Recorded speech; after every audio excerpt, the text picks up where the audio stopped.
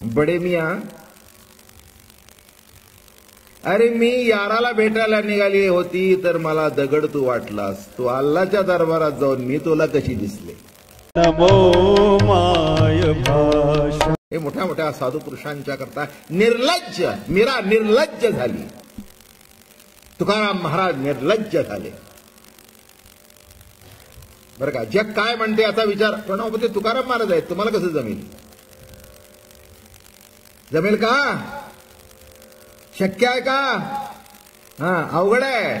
पण एक मर्यादा आपल्या पुरती जमू शकते, बरं का. हो, ज्यांना अन्नदान करायचंय त्यांनी 50 पोती भरावी, ज्यांना महिन्याचा कोटा भरायचा आहे त्यांनी 2 किलो घरी घेऊन जावे. माझं बोलणं लक्षात घ्या. संत हे जगाला ज्ञान वाटण्याकरता आलेले आहेत, त्यांची गोष्ट निराळी आहे. सामान्य माणसाला आपल्या पुरता परमार्थ आहे आणि तोच मजेशीर आहे, तोच कौतुकाचा आहे. म्हणून लाज सांड निर्लज्ज करिता हरी कीर्तन, चारी मुक्ती चरणवद्दिती. निर्लज्ज होऊन हरिकीर्तन केल्यानंतर हो तुकाराम महाराज निर्लज्ज झाले. म्हणून जग काय म्हटलं याचा विचार केला नाही. आपल्याला पावलोपावली जग काय म्हणेल याचा विचार करावा लागतो ना, जरूर लागतो.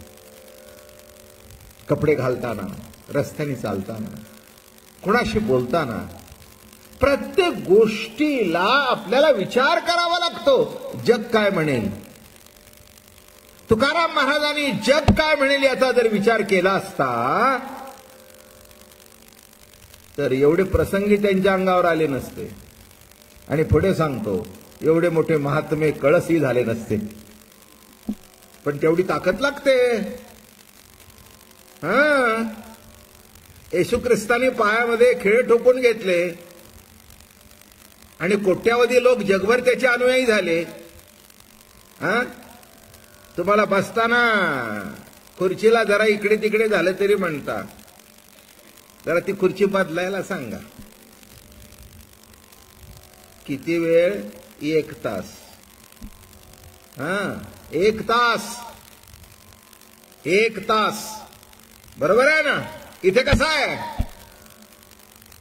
पायामध्ये खिळे ठोकले, हातामध्ये खिळे ठोकले, डोक्यावर काट्याचा मुकुट घातला. नाही संतपण मिळते हे हाटी. संतपण, देवपण कुठे बाजारात विकत मिळत नाही. ते जेव्हा एखाद्याला बहाल केलं जातं तेव्हा त्यांनी मोलही त्याच्या बदल्यात खूप दिलं जातं. हेही कधी विसरू नका, विसरू नका.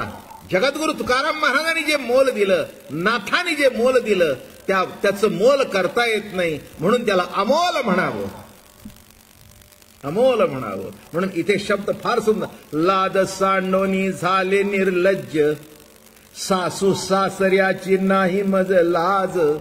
अगदी व्यावहारिक दृष्टिकोनातून बघू, सासू कोण सासरा कोण हा पुढचा भाग झाला. पण अगदी लौकिक दृष्टिकोनातून जरी कथा घेतली, त्यांना कृष्ण केव्हा भेटला, हे सगळे सोडले तेव्हा. वाळू मज जन म्हणोत शिंदळी, जगद्गुरु तुकाराम महाराज. वाळू मज जन म्हणोत शिंदळी, परिहा वनमाळी न विसंबो.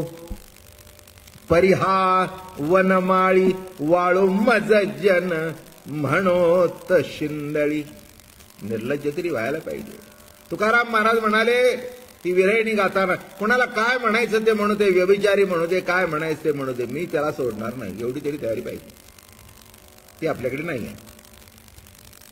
व्यवहारात असू नये, परमार्थात असायला काही हरकत नाही. एक सांगू का व्यवहारातली गोष्ट? चला सहज बोलता बोलता आठवली. एक यवनांचं राज्य होतं आणि तिथे एक काझी आणि नमाज पढतो. संध्याकाळची वेळ होती, नमाज चालू होता आणि एक स्त्री आपल्या जाराला भेटायला निघाली होती. त्यांनी सांगितलं होतं बरोबर मी 7 वाजता तुझी वाट बघतो. आणि ती घरातून कशी तरी लपून छपून सुटून जोरात निघाली होती. आणि तो वाकलेला होता, तिला वाटलं दगड आहे. ती एवढं सुद्धा म्हणाली काय बा काही कळत नाही लोकांना, काय रस्त्यात एवढे मोठे दगड ठेवले. तिच्या पाठीवर पाय दिला आणि गेली नाही. कचकन पाय दिला निघून पळात सुटली. हा जो वाकला होता त्याने ओळून बघितलं, त्याला परिचित होती. अरे ही तो म्हणले कुलटा, ये तो कुलटा है यार के मिलन के लिए जा रही है और मैं तो नमाज पढ़ता हूं, मेरे ऊपर पाव रख के गई. आना दो उसको. यानी आपली नमाज बंद केली आणि तिची वाट बघत बस. आना दो कुलटा. दानदोष झाली. आल्याबरोबर हे बेवकूफ, कुलटा, व्यभिचारी, जेवढ्या शिव्या होत्या तेवढ्या दिल्या. लाज वाटते का तुला म्हणाले. मी नमाज पडत होतो आणि माझ्या पाठीवर पाय देऊन याराला भेटायला आम्हाला माहिती आहे तू कुठे जातेस. अहो ती भयंकर रगेल होती. तिने असं वळून बघितलं, म्हणले सलाम अलैकुम. बडे मिया, अरे मी याराला भेटायला निघाली होती तर मला दगड तू वाटलास. तू अल्लाच्या दरबारात जाऊन मी तुला कशी दिसले.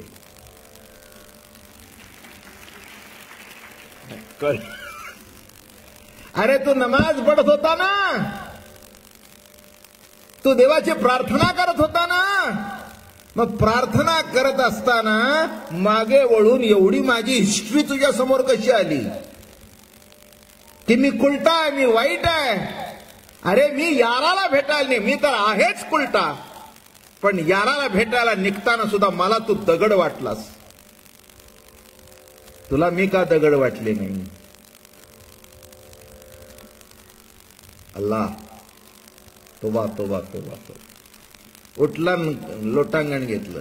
तू कोणी आज पण आजपासून माझी गुरु झालीस म्हणे. खरंच आहे. तू विषय भोगण्याकरता जात असताना सुद्धा तुझी वृत्ती त्या याराकडे इतकी एकाग्र आहे. आणि मी प्रभूच्या समोर वाकून सुद्धा तिथे वाकलो नाही. तिथे वाकून सुद्धा माझ्या मनातला ताठपणा गेला नाही, माझ्या मनातला द्वेष गेला नाही, माझ्या मनातला हिणकसपणा गेला नाही. गेले 2 तास तू याराच्या मिठीत होतीस आणि मी तुझा द्वेष करत बसलो होतो अल्लाच्या दारात बसलो. काय सांगतो कळलं का. लाज सांडवणी झाले निर्लज्ज. निर्लज्ज झाली नाही का. केवळ विषयाकरता एखादा मनुष्य इतका निर्लज्ज होतो तर निर्विषय होण्याकरता ती निर्लज्जता प्राप्त झाली तर कुठे बिघडलं. म्हणून संतांनी कोणाची पर्वा केली नाही, आपापल्या रीतीने चालले. वाळू मज जन म्हणोत शिंदळी. तुकाराम महाराज फार मस्त लिहितात बरं का. आदिल्या भ्रतारे काम नव्हे पुरा, म्हणून व्यभिचारा टेकलिये. तात्विक अर्थ असा आहे देहाचा सहवास केला पण देहाच्या आधाराने इच्छा पूर्ण झाली नाही, उलट वाढली. म्हणून आत्मसत्ता हा दुसरा नवरा केला. आदिल्या भ्रतारे काम नव्हे पुरा आणि म्हणून व्यभिचारा टेकलिये. हा नपुसक भेटल्यानंतर मी तरी काय करू. तसं त्या देहापासून मला सुख मिळावं असं वाटलं होतं, त्या देहापासून सुख मिळालं नाही पण दुःखच जास्ती. म्हणून त्याला सोडला, सोड चिठ्ठी घेतली. त्या देहाशी काय गेली. आदिल्या भ्रतारे कामन भे पुरा म्हणून व्यभिचारा टेकलिये. म्हणून मी का व्यभिचार केला. का व्यभिचार केला नीट अर्थ आहे का, डोकं ठेवून आहे का. मी व्यभिचाराची काही पूर्तता करत नाही आहे.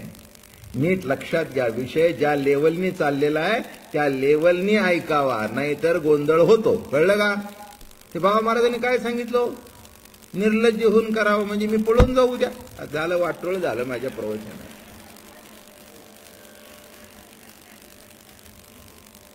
झालं का काय काय मला सांगा काय शेवटी राहिलं. म्हणून मी एक लक्षात ठेवा, रासलीला किंवा हे जे सांगायला हळूहळू मी तुम्हाला शिरकवतोय त्याचा अर्थ असा आहे की तुमची मानसिक तयारी व्हावी, नाहीतर गोंधळ होईल काहीतरी.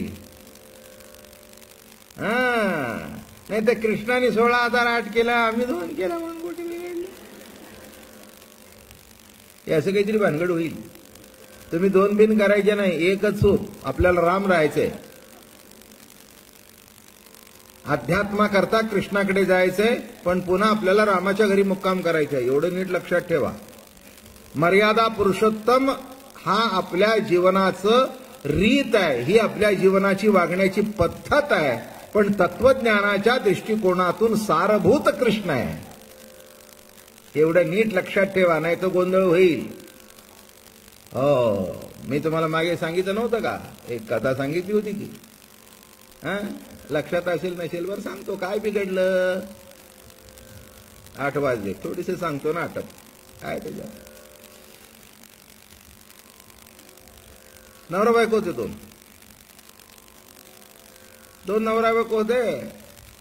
आणि नवरा जरा रागीटच वर्ग, आणि त्या बायकोला सारखा काही नाही काहीतरी टोचत असायचं. असं नाही झालं, तसं नाही झालं, तसं नाही झालं. तर काही काही माणसं इतकी विचित्र असतात ना की त्यांना सतत ती खोड काढल्याशिवाय जमतच नाही. महाविचित्र माणसं. टेबलावर ठेवला तर म्हणतील टेबलावर का दिला, हातात दिला तर म्हणतील टेबलावर ठेवा, गरम दिला तर म्हणतील गरम का दिला, गार दिला तर म्हणतील पाणी ओतून आणा. त्यांची चूक नाही, देवानी स्वभाव तसा घडलेला असतो.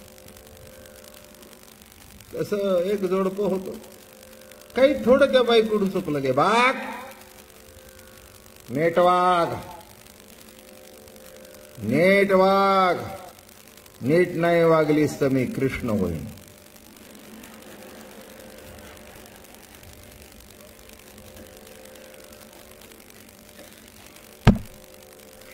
नका असं नका करू, असं नका करू. अहो कृष्णाचं बरं होतं.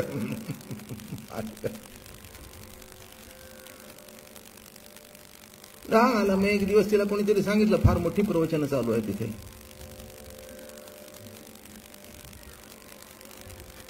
आली आमच्या प्रवचनाला, तिला बरं वाटलं. मग आम्ही बसलो होतो तिथे, आली.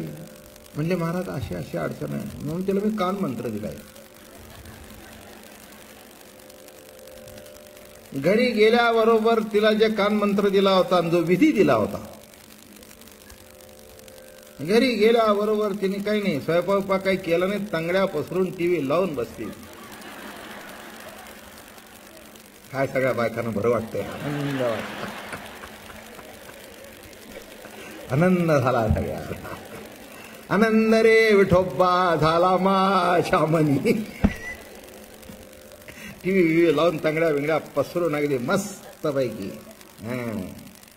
आल्या का लक्षात. आणि चांगला शिरा बिरा केला त्यांनी, तिने त्या बाईने, आणि फक्त एवढाच केला. आणि अशी केशर विशर घालून पिस्ते विस्ते बदाम असे खात बसले. तितक्या थेरीन दार वाजवलं, उघडाय या, ये तुला आता उघडा करते, ये ये, रोज मला त्रास देतो, पिडला तर ये तू आतमध्ये, बघ तुला काय करते. शिरा खाते, लाज वाटत नाही का म्हणला. संध्याकाळची वेळ तांगड्यापासून खात बसले. नाही म्हणले मग काय तुम्हीच खाऊन बघ प्यावून काय मी काय काय काय काय मत्ता घेतलाय काय, माझ्या बापाने 4 लाख हुंडा दिलाय. त्याला कळेल नाही काय बनवलं. एकदम आलं की करणारी एकदम फिरली. काय भानगड आहे, त्यालाही काही कळे नाही की हे काय झालं. एकदम झालं बाबा. कुणाशी बोलतोय, तोंड फोडीन.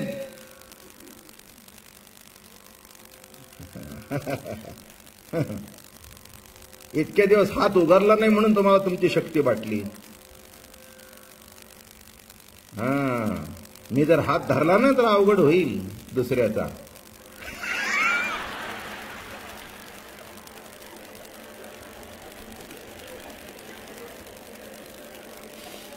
पॉज मोठा गमतीचा आहे ना मधला.